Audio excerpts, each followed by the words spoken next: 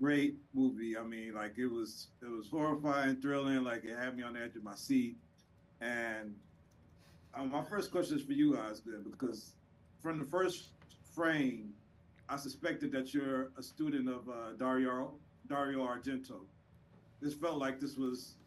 I don't know if you're familiar with the Italian filmmaker, but it felt very like Argento-ish and deep red Suspiria. Like I felt that I was feeling that in this film. One from the play on all the colors of red, and just from some of your stylistic choices. Was I right? Is this somebody that you studied?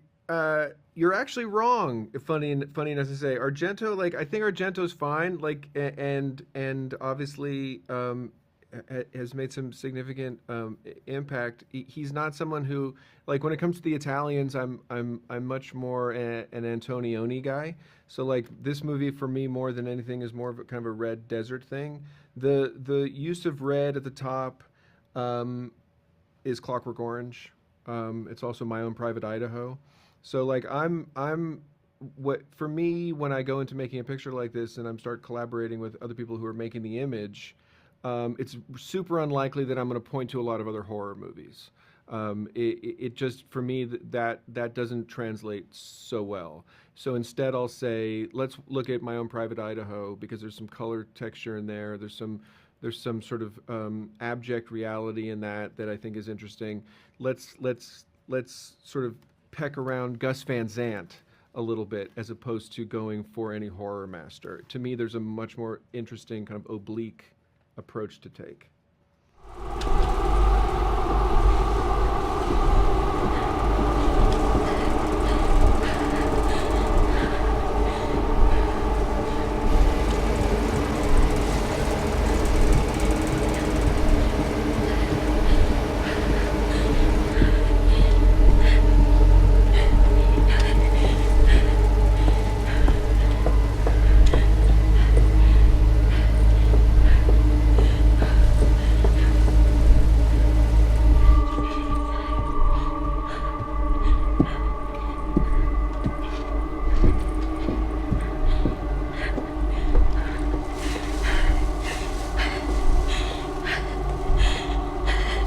Don't move.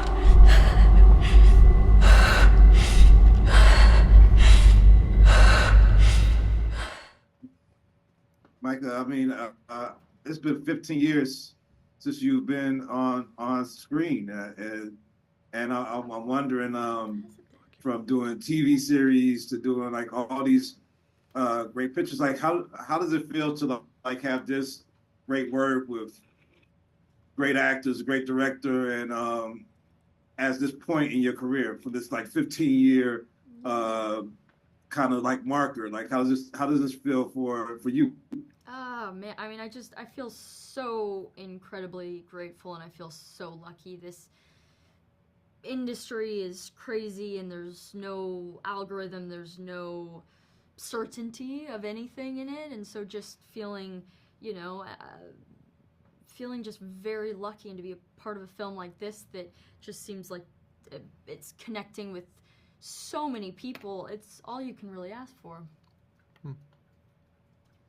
I wonder as an actor, is there a different muscle that you use for horror than comedy? And within that question, what did you see Osgood and Micah to make her? Because she had that face, like you felt like she was perfect for the face of the horror and the thriller and having the suspense. Like, is there a muscle, and what did you see that made you say like this is the person to lead this cast? Well, what I say all the time to questions like this is that for me there's a magical thing that can happen when a person can step out of real life and then when they cross in front of the lens a thing happens, an alchemy happens, a really mystical thing that can't be named or quantified or identified or touched happens. And Micah has that in really, I mean, like, there's a lot of that going on. So when I meet Micah in person, there's one entity. And then I'd seen her in movies, and the irreconcilability of those two realities is to me the most interesting thing in the world. Like what happens to a person in front of a camera that they transform into this other thing, and for me, the disparity between these two Maikas is the most compelling aspect, and she's just good on camera. Do you know what I mean? Like, I'm just trying to give myself the best chance to succeed, man. Well, good choice, man. Great picture. I really loved it. I can't wait till everybody gets to talk about it and see all the reveals. Thank you Great so job. much. I can't wait to see everything else. I need that BlackTree TV. I need that BlackTree TV. I need that BlackTree TV. BlackTree TV. Hey, what's up, motherfuckers at BlackTree TV? You are the tree. This the tree. You the tree. You are the tree.